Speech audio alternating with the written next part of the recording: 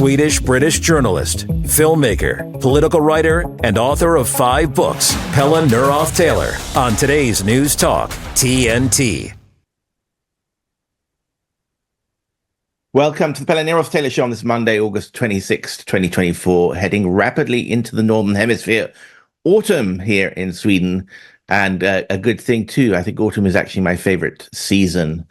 And you have glorious autumn colors here in Scandinavia and 1,000-year-old oak trees because Sweden hadn't fought wars. So they never chopped down to make navies.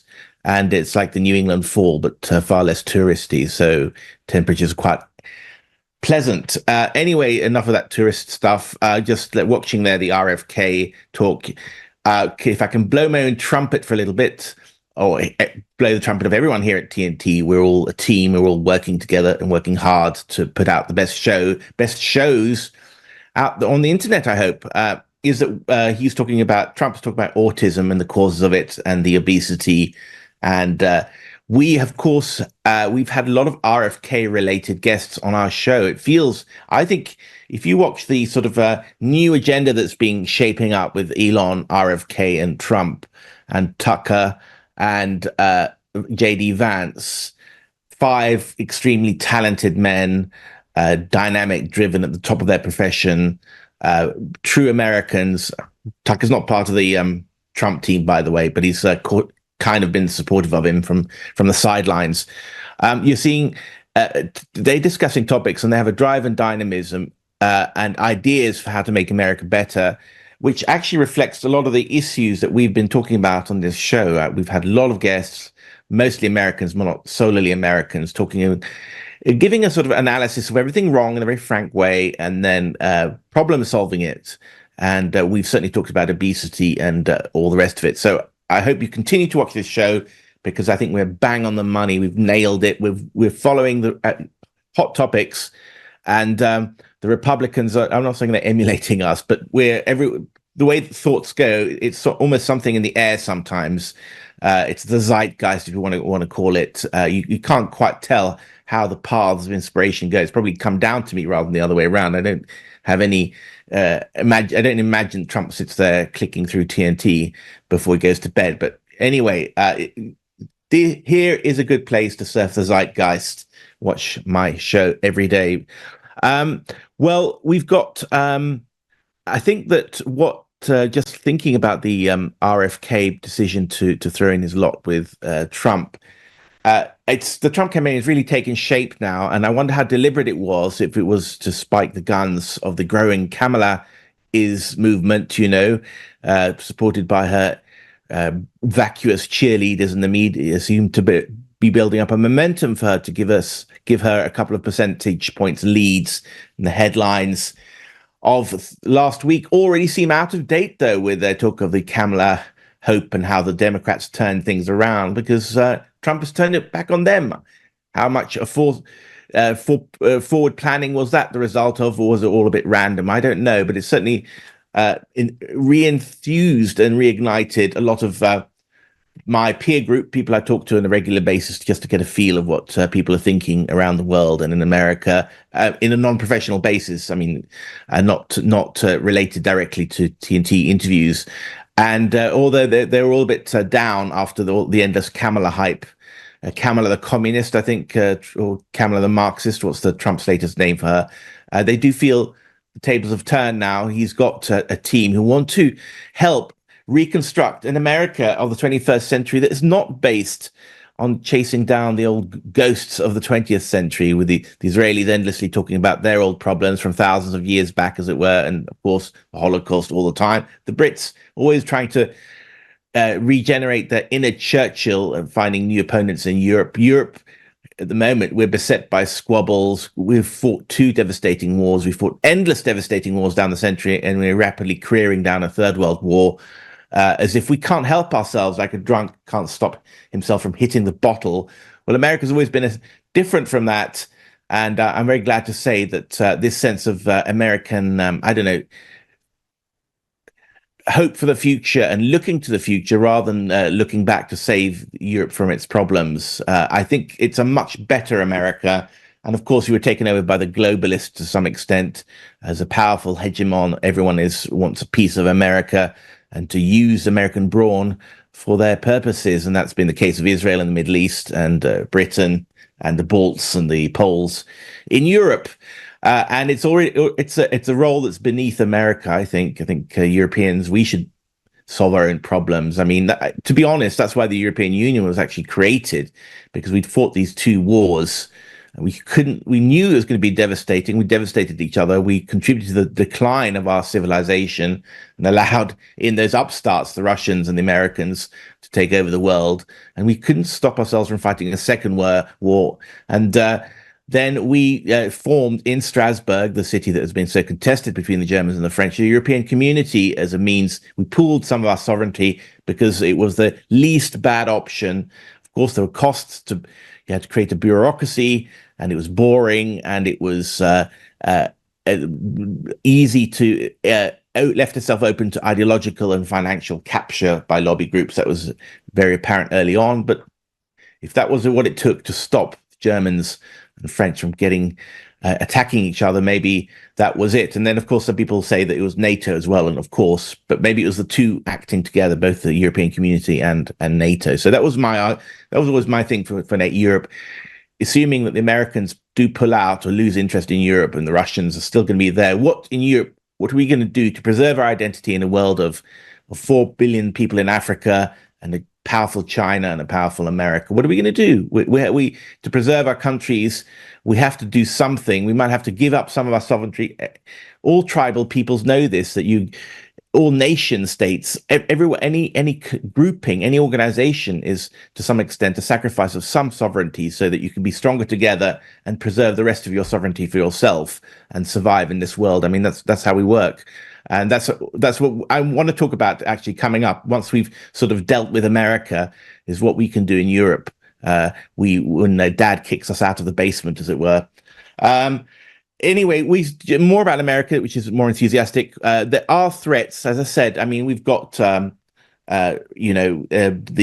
Musk with his dreams of colonizing Mars now inside the putative administration. Kennedy's going to take on the deep state. Wonderful story if that could come true. God, if he could be CIA director, wouldn't that be fantastic?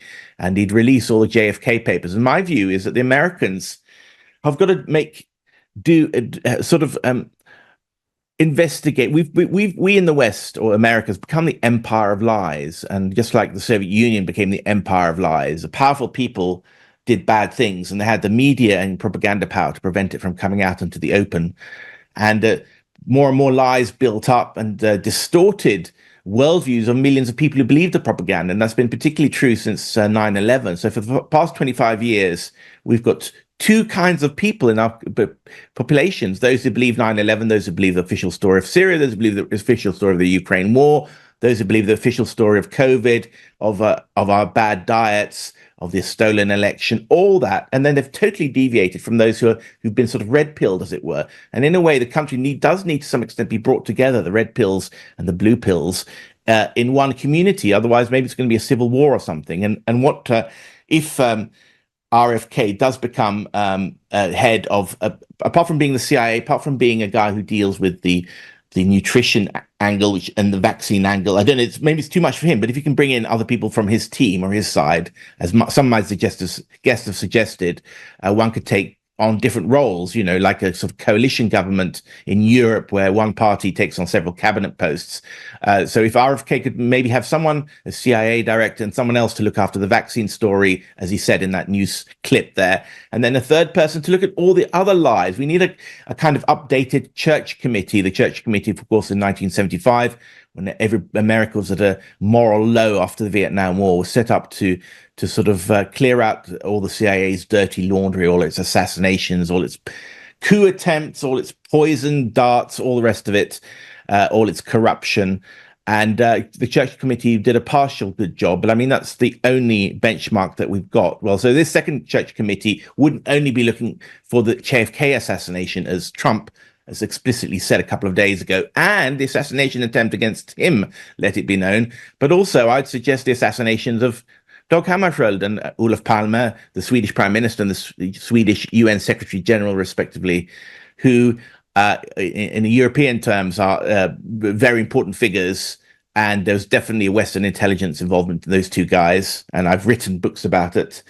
But we could also talk about the official story of 9/11, maybe, and maybe the official story of, well, all the people I've talked to. Let's say every day, if you go through my shows, I've been exposing, and I can't say that all my guests have been 100% correct. I'm giving them the chance to present an alternative theory, and let's say 50% work, 60% of them work out, 50% of them are maybe they're going a bit far, but I mean, they're allowed to present those theories, and the truth might not be 100% of what they're saying, it might be 50 or 60%, but but I mean, just like this Rwanda story that a couple of months ago, that everything we know officially about Rwanda turns out to be wrong, and hey, where we're at it, why didn't we do a revisionist story of Pearl Harbor, for instance, the foreknowledge that Roosevelt had, the fact that he knew that Pearl Harbor was going to happen, and so it was a deliberate let it happen event where the Roosevelt had long wanted to go to war on Nazi Germany, and he deliberately blockaded Japan from oil, getting its oil from Indonesia or Dutch East Indies, as it was then known. And he knew that was going to happen, and they decrypted the Japanese code, so they knew the Japanese were going to attack Pearl Harbor. I mean, things like that. There's so many things in our history, even going back before 9/11, that we cover on shows like this. I haven't covered that particular element. Hell, I mean, maybe even the origins of World War I, which has said the Anglo-British historian elite have convinced us that it was the wicked Germans attacking people out of nowhere. And of course, it was a war that started like the Ukraine war, which is basically you create provocations all the time. And when the other guy finally takes the bait, your propaganda media gets into action and puts all the blame on the other guy. And that way, of course, you can mobilize your own domestic opinion against the war. So that's very convenient. So we've got RFK, we've got Elon Musk, we've got JD Vance. Well, we're going to talk about in our next hour, of course, the people that won't win over. And then we've got, it's interesting, I was looking at a survey, I think maybe to some extent, if I may be a little bit controversial, this is going to turn out to be the sex war election in a way. Republicans have married men, have married women, and they have increasingly have unmarried men on their side, but they definitely do not have unmarried women who vote. I think it's 68% to 23%. I mean, it's staggering, and they basically make up the Republican Democratic victory, the Democratic base vote. And of course, I mean, there are a lot of lawyers. They're also, Democrats are also the party of the oligarchy, if you like, the financial and law oligarchy and the deep state. But also, I mean, their base votes, if you just look at the normal people who vote for them, it's women, it's young women doing careers, and it's older women who haven't got into marriage, as it were, non-religious liberals, that kind of thing. And you can talk endlessly with Republican intellectuals about how these people depend on a large state to nanny them through. I think when Obama was running for election, there was some campaign video showing that each step of the way, the big, powerful state could provide help and assistance to the single mother. Single mother, of course, who has children. Well, it turns out, according to some very interesting research, maybe I'll mention the links in the next monologue. Single mothers, their daughters turn out fine, but the sons of single mothers turn out much worse than the sons of married couples. So boys do need a father figure, and I think the sort of I don't know, the demasculinization of the male, or the problematic young male playing video games, using pornography, not getting his career going, so he can't get a wife. That is to some extent the reason why young men are now voting for Trump, because they see a sort of collective father figure for them who's going to sort things out. And it remains to be seen whether the kind of dream picture of a future 21st century America, of technology, AI developments, national and international post-Earth projects of settlement on the other planets and all the rest of it, is going to be an inspiration to America's young men.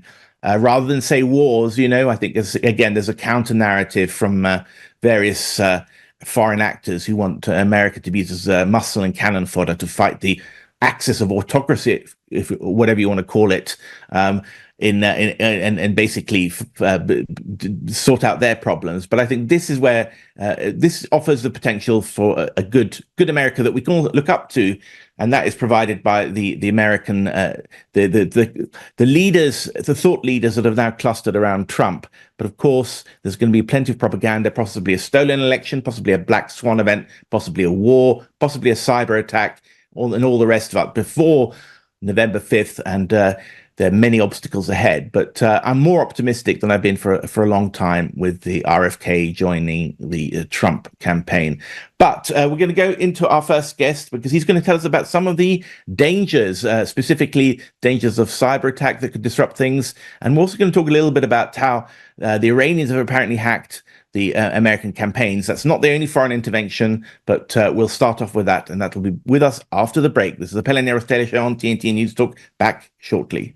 When the world's endangered animals need help most, when their lives are at greatest risk, when they would otherwise be lost, the International Fund for Animal Welfare is there, taking action to rescue the animals we love, to protect them and their threatened natural habitats.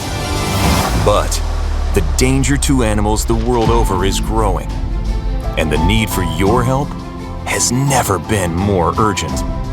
On land, you'll help stop poachers from threatening and killing elephants and big cats for the illegal wildlife trade. In the oceans, you'll help rescue dolphins, whales, and seals from deadly hazards. And you'll help rescue, rehabilitate, and release vulnerable animals when disasters strike. Here at home and around the world, we can't do this work without you. See how you can help animals and people thrive together at joinifall.org.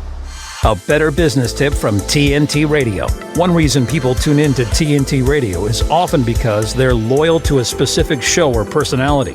Our personalities have been a part of people's daily routine, and people continue to tune in. They trust TNT Radio and are highly engaged with the content. If you'd like more information about advertising on TNT Radio, simply fill out your details on our contact page and we'll be in touch. To find out more, go to tntradio.live. Without CO2, the world stops breathing. CO2 sustains all life on Earth. Government, the WEF, and the elite believe humans are the carbon they really want to be rid of. Today's News Talk. TNT. Welcome back to the Pelle and Neroth Taylor Show. Well, it feels as if we're sort of living in a kind of political novel. I mean, it's a period of great excitement. We've got 3 months before the election, I think it is. Well, for those who support Trump, 3 months where everything could go wrong, and they include election steal, a black swan event, a war that could stop the election from taking place, another assassination attempt, and God knows what else. And one of those things, which I've thought about but hasn't been nearly talked about as much as it ought to have been, is the possibility of a cyber attack or something similar that will strike it against our infrastructure. We're so I don't need to tell you guys how important having a cyber connection it is, and how everything runs off the internet grid. So with us today to talk about that and the threats, we had the famous CrowdStrike issue, I think 2 or 3 weeks ago, and that came and went away very quickly. But that gave a warning. I think the planes, a lot of the airports were out of business for a couple of hours, but of course it could have been a million times worse. So Julio Rivera is a political commentator, cybersecurity researcher, and founder of itfunk.org. He's just released a documentary called Cyber Apocalypse mini movie, which I recommend you check out on the internet. It offers a glimpse into a dystopian nightmare that could only be a few keystrokes away. Anyway, welcome to the show, Julio. Thank you so much for having me. It's really a privilege to be here. So, is the world of just a few keystrokes away from Armageddon? Possibly. You know what? It actually literally is. You know, there's constant attacks being levied against the West, by countries like Russia, China, Iran, North Korea. These are the main 4, I think, belligerents that are constantly waging war via these state-sponsored hacking groups. They're referred to as Advanced Persistent Threat Groups, or APTs. If you see that in the news, that's what that refers to, that acronym. But these groups basically work. They work to enrich themselves doing hacking and cyber operations privately, but then they also work at the behest and for these countries as well. So infrastructure attacks are constantly being launched. They're constantly trying to hit political targets. There's been a real uptick in the last couple of years of different types of political groups, NGOs, as well as think tanks are being attacked now. They're trying to get more, just more like recon hacking. They're trying to see what the future holds, in terms of geopolitics and foreign policy against their countries. But I mean, everyone knows that everyone hacks everyone, right? So we're probably doing exactly the same thing. So are you saying that the West or America can't defend against these attacks? Because presumably there's just as much defense going on. I mean, everyone is doing this, right? So are you proposing a moratorium on this, or what is it that could be the end goal, or just provide better hackers for our side that we can win over them, or what? Yeah, I mean, I think we need to definitely get stronger. I mean, one of the more prevalent and wide-ranging attacks over the last couple of years, I don't know if you've heard of the SolarWinds attack. Yeah, I heard of it. Yeah. Basically what it was an attack against one of their software products, which is used by literally tens of thousands of organizations. So hackers were able to put a Trojan in to their Orion product. They were actually able to put in this Sunburst. It's called Sunburst, the malware Trojan, whatnot. And then they just kind of lied in wait there for a period of like over a year before anybody even realized. So I think that the United States, although we're pretty advanced, I would say, CISA and the Department of Homeland Security and other intelligence agencies in the United States are pretty up to date with what's going on. I still think that we're probably at least a half a step behind some of the other countries, like particularly China. I think it's very, very dangerous. Russia has proven to be dangerous over the last couple of years with a lot of the attacks that they've launched there regionally. Ukraine with the Petya, not Petya attacks of like going back to 2015 up through today and what's going on as part of the ongoing war. There's been a lot of cyber activity in particular, since that war was launched in 2022. Yeah, I mean, I believe I can believe all that's happening. I'm not saying that, but you're talking to a guy who's talked to a lot of people who are convinced that, for instance, on my show, I've hosted people who talked about the whole Russiagate thing, right? The hacking of the emails, the DNC and the Podesta emails. Well, I mean, the Russians might have hacked those, but the actual handover didn't come from the Russians. It was handed over in a USB stick by a guy called Seth Rich, who was a Democratic operative, and he handed over to Julian Assange's sidekick, a guy called Craig Murray. Yep.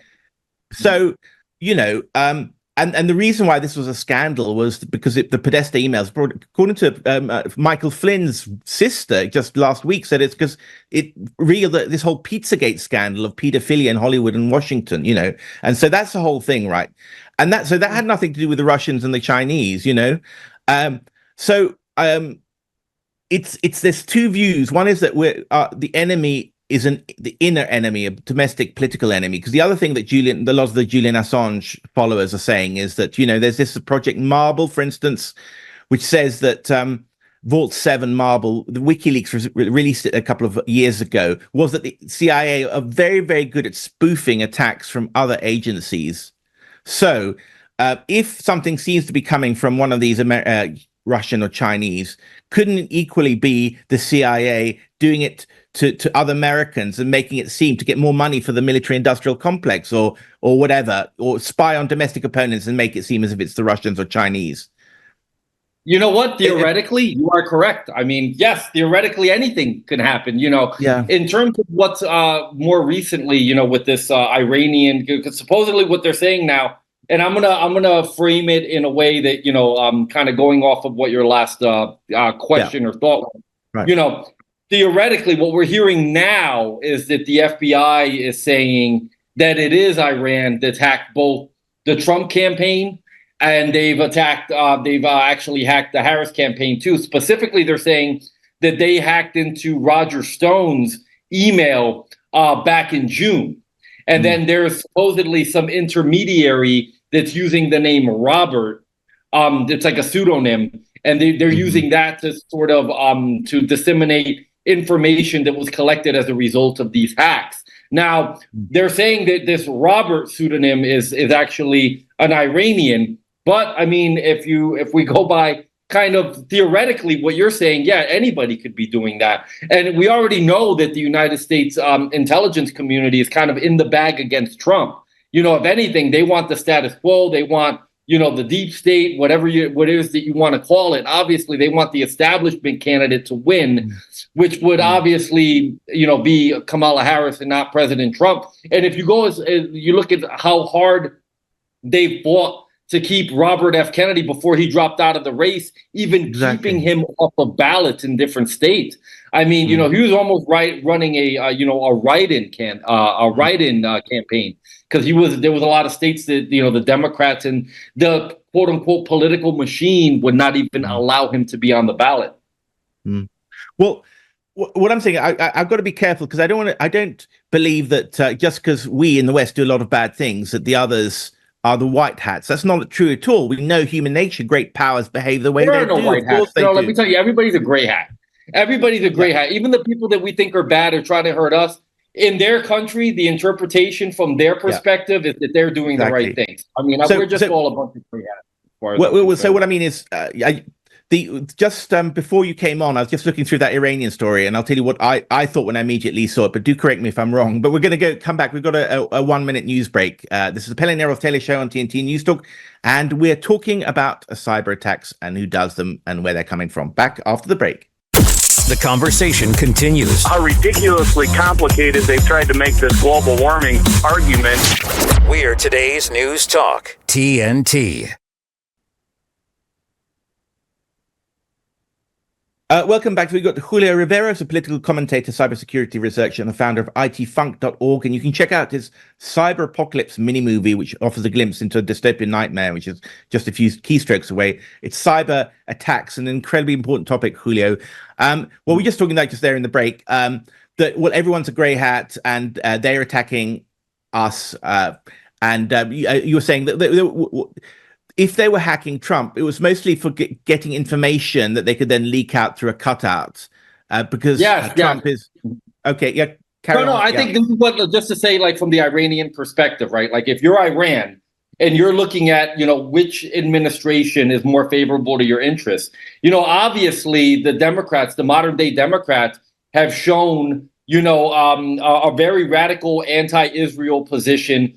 Pro-Hamas, I'd go so far as to call many of the legislators that are in the House of Representatives right now as the squad progressives, let's call them. So I think that if they're hacking Trump, they're trying to find something tantamount to what was released in 2016 as a result of the WikiLeaks. It was very embarrassing and damaging to the Clinton campaign when they found out, like the sort of racist things that the Democrat operatives were saying about Taco Bowl engagement, to try to get the Hispanic vote and all this and that. And, they weren't anything that was like, completely devastating. I think Hillary Clinton lost because she sucked. But the fact of the matter is that, in a race as tight as it may potentially be between Trump and Harris, some embarrassing communications or something that can help bring down the Trump campaign might be beneficial to the Iranian cause, given what the circumstances are right now.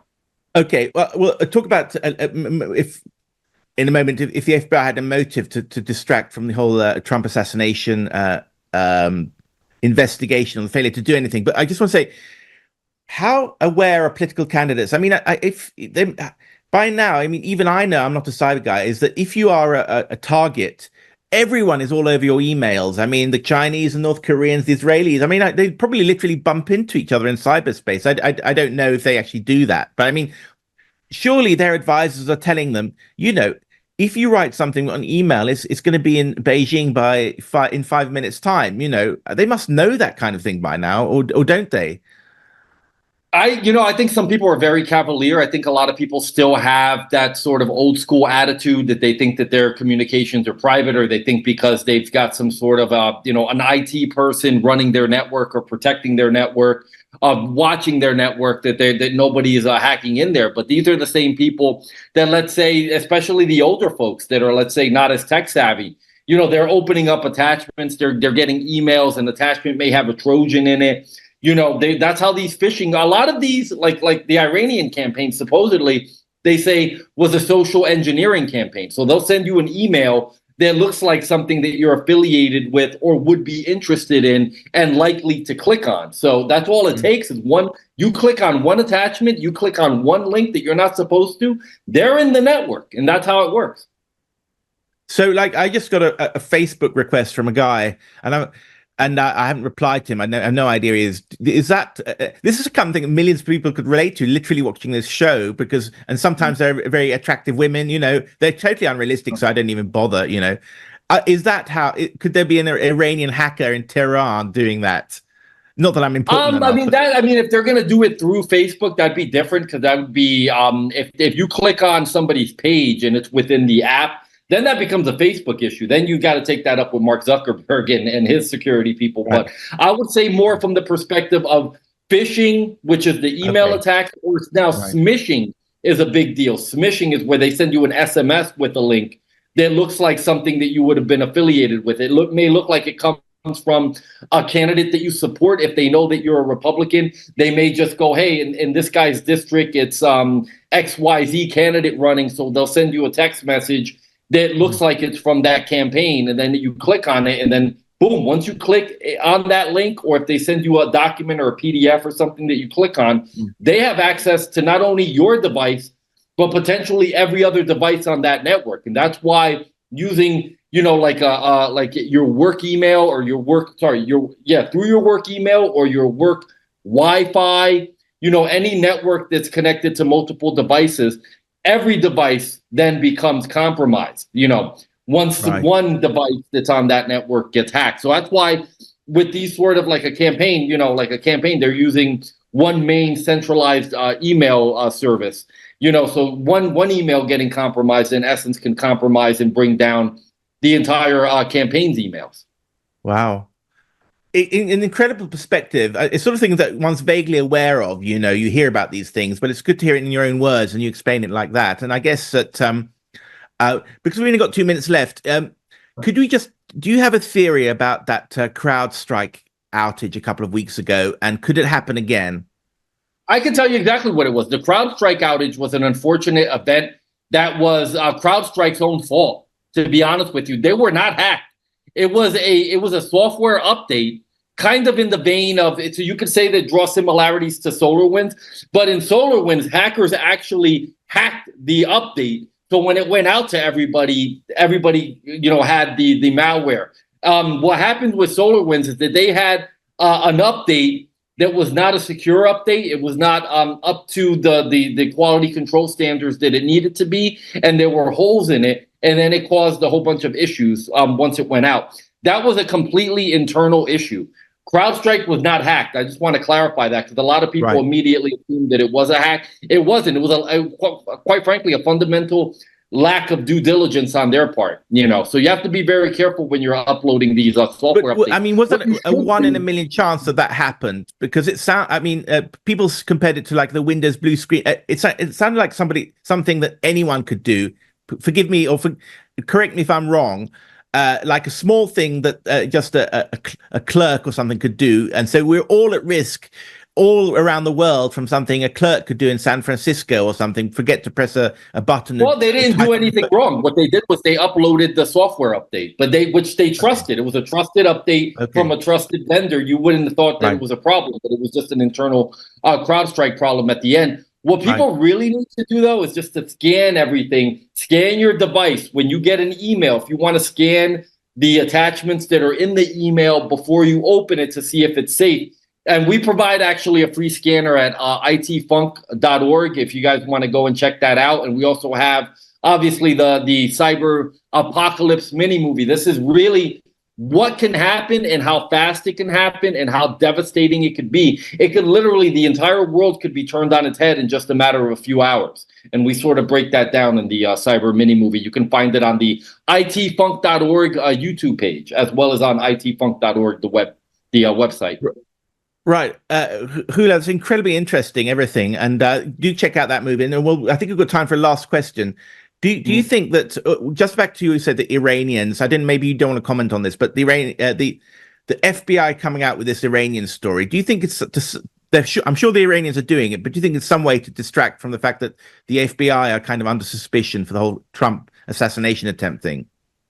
I mean, listen, there's going to be, I think, a lot of trying to move away from that. Like if you look at, and Google's part of it too, the whole digital mafia, let's call them. You can't even autocomplete Trump assassination details or anything like that. Like you can't, if you go on Google and search it, it's like this information is suppressed. I don't think that necessarily the intelligence community was in on trying to kill Trump, but I think that there was probably the Secret Service agents that were there. If they saw something going on, I don't think that they put their best effort towards trying to prevent it, because they certainly knew that the threat was there, and they let the guy take the shot before they took him out. I don't know about it being a broader conspiracy, though. I certainly am not privy to any of that kind of information, nor would I be able to speak on it. So, yeah. Well, I mean, there's this. You could well be right. I'm completely open-minded about it. Although it's very, very suspect what's going on. And he apparently had encrypted accounts in Brussels and other places. The kid.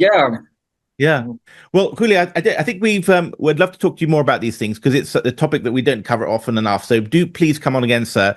Check out Julio Rivera's website, itfunk.org, which provides a lot of tools for avoiding being compromised by evil foreign actors, and is a cyber apocalypse mini movie, which will help you stay up all night in a panic over the state of the world. Thank you so much. It's an anxiety one. Exactly. We can't get much anxiety on this show, can we? We pump it all up to the max, dial it to 11, anxiety. Anyway, we will be back after the break with our next guest on the Pelle Neroth Taylor Show. Thank you so much, Julio. Talk to you soon.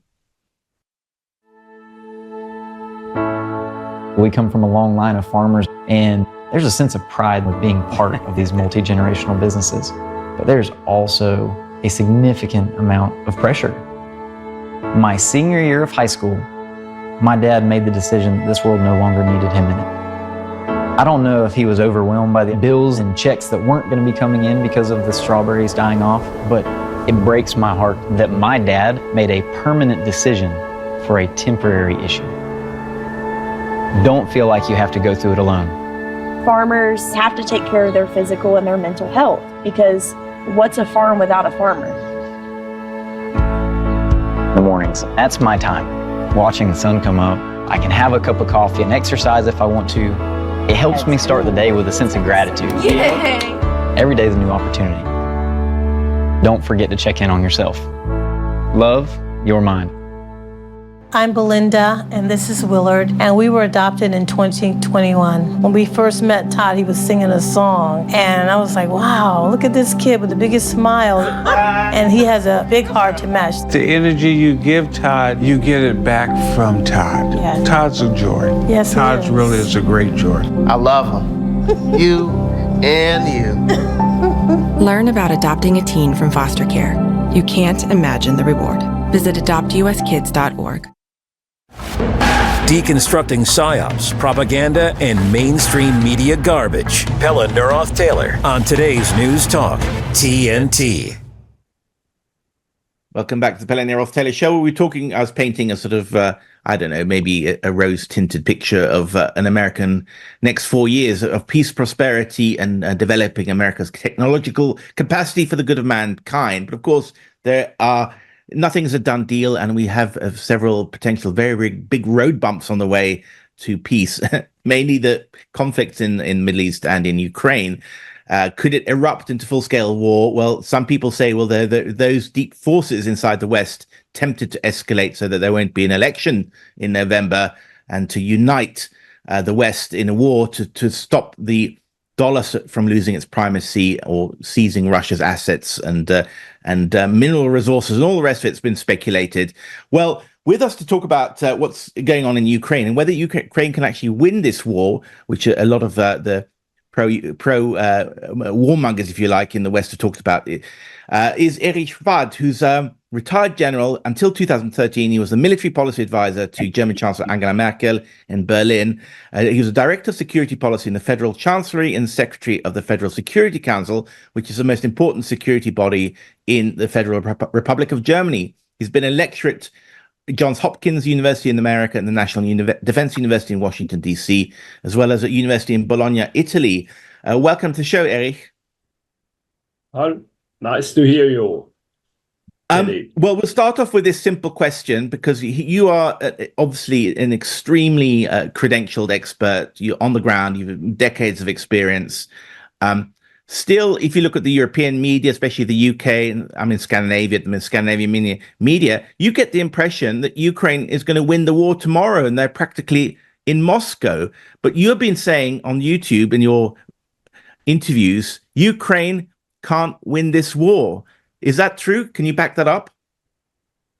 Pelle, I believe that there is no military solution possible in this war. And I say this, I have been saying this since the beginning of the conflict.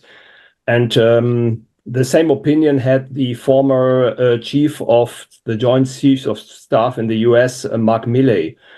He said in the end of 22 that it's very, very tough to get a military solution to beat the Russians on the ground, and because of several military factors. And of course, we have successful operations now in the Kursk region, for instance. The Ukrainians attacked their Russia, the Russian homeland, with superior forces on the ground, but in the end, there are around only a few thousand soldiers who attacked the region there against a small regiment with young volunteers on the Russian side, and they had success, of course. But this distracts a little bit from the desolate situation in the Donbas region, where the Russians are in advance. And the same concept was in the last year. I mean, the Ukrainians had several successful operations, but all of them were not sustainable, and all of them were not able to change the overall military situation. This is a fact. And that is why I must say that we never will find a military solution, despite our weapon deliveries. They will not change the overall military situation. We have sent a Leopard there and now F-16. I mean, we strengthen the Ukrainians. Yes, that's right. But we can enable them to achieve a better position for negotiations, for instance, with the Russians. Yes, this is feasible. But everything above the reconquering of the Donbas and the Crimea, or what some politicians also in Europe say, that we want to beat the Russians and so on, that's impossible and infeasible.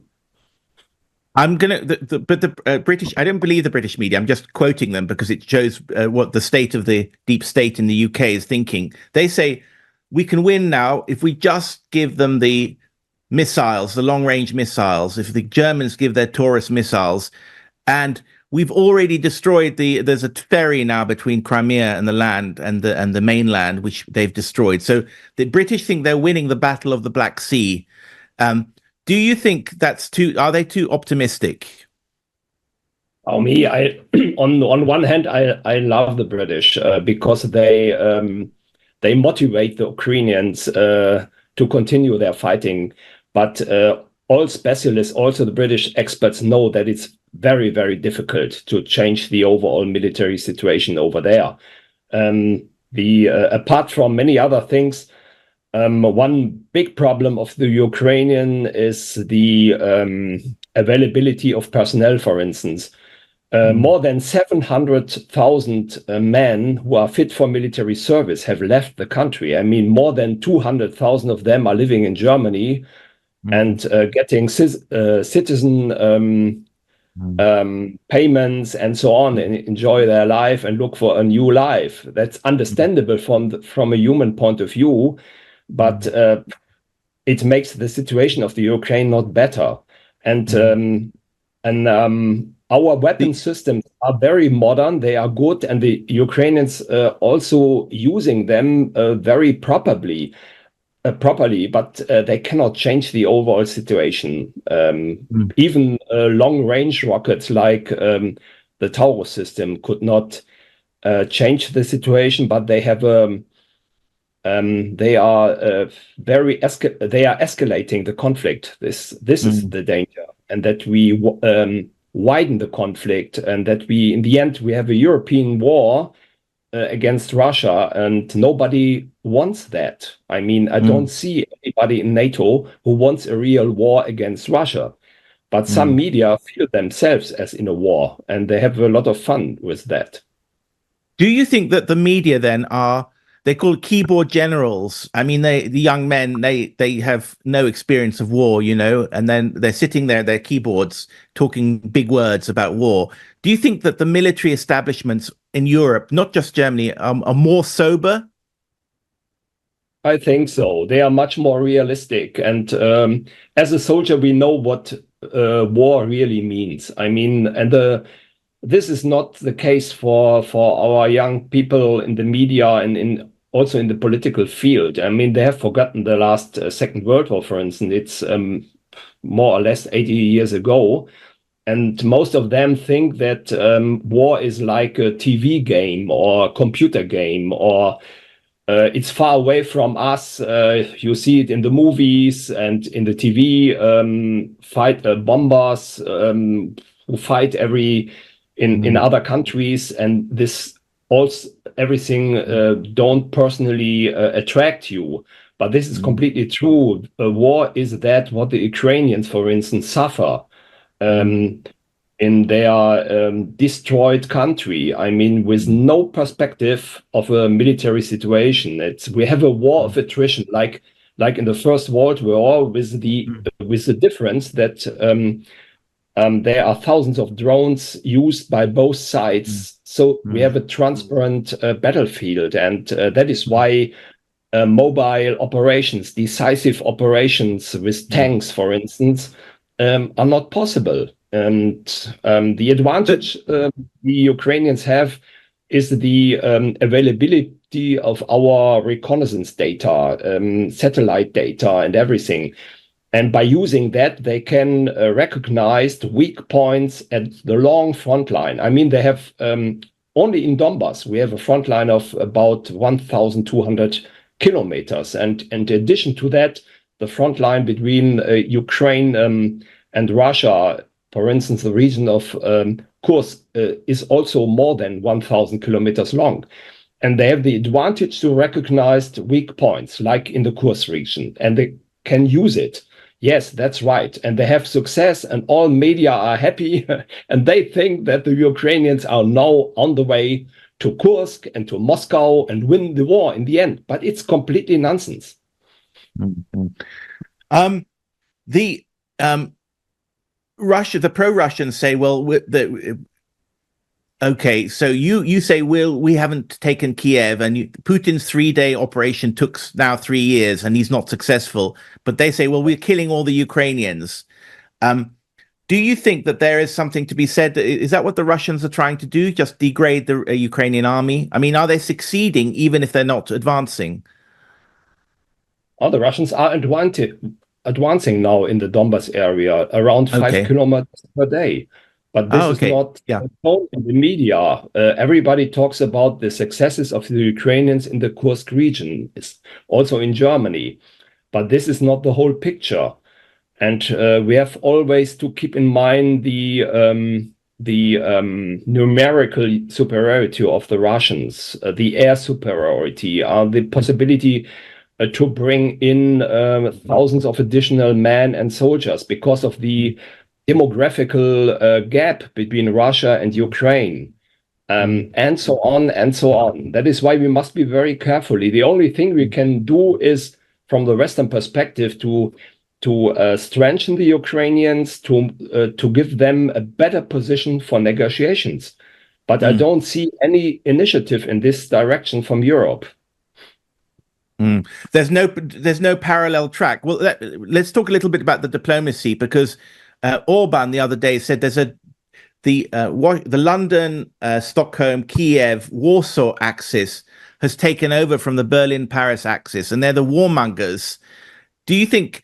I get the impression that the Americans are cautious and the Germans are cautious, and this Berlin-Washington axis is preventing the war from becoming World War III.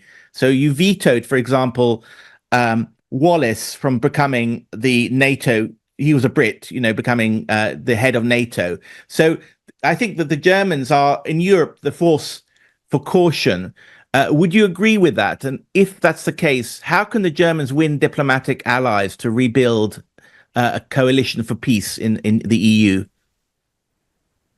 Yeah, it's very difficult. And from a German perspective, I mean, we are the second largest supporter of the Ukraine after the US, and we sent much more money and equipment there than Great Britain and France together. I mean, this must be clear.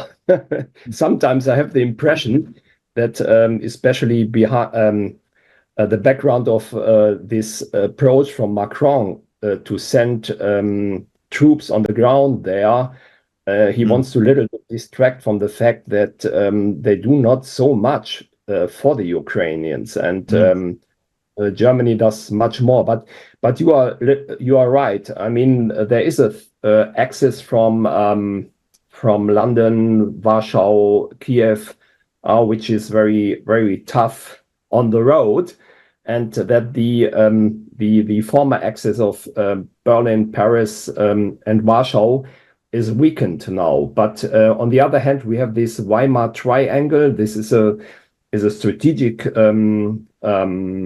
format between the Polish, the German, and the French government. And when I was in working in the Federal Chancellery, we used that very, very often.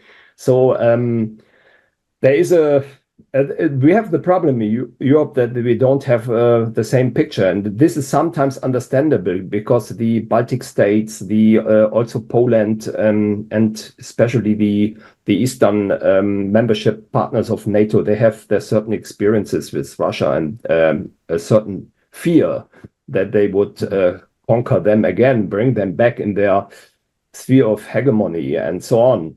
And another problem in Germany that is similar to the US, we have the elections in the US, presidential elections in November. Donald Trump said that he wanted to stop this war when he take over the government. We will see that. And in Germany, we have also a difficult situation. We have now elections in East Germany.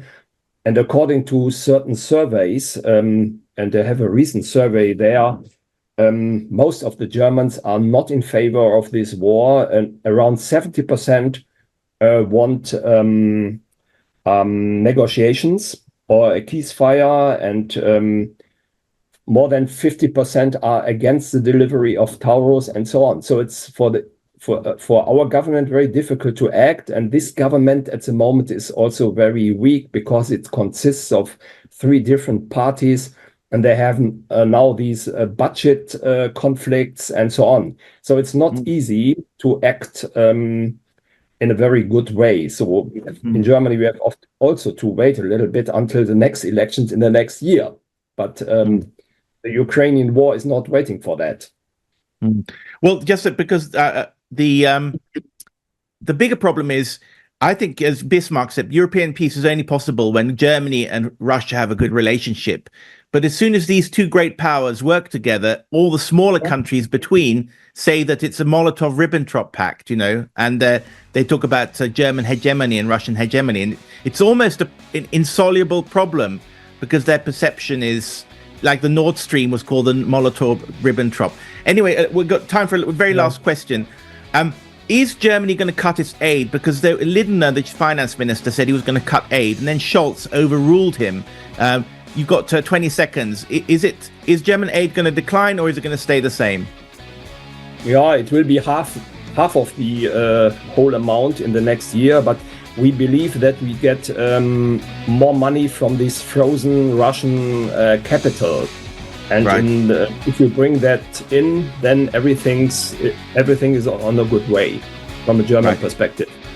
Okay, Erich, thank you so much for incredibly interesting retired generals, chief strategist for Angela Merkel government, and secretary of the Federal Security Council, a really top-ranking security official.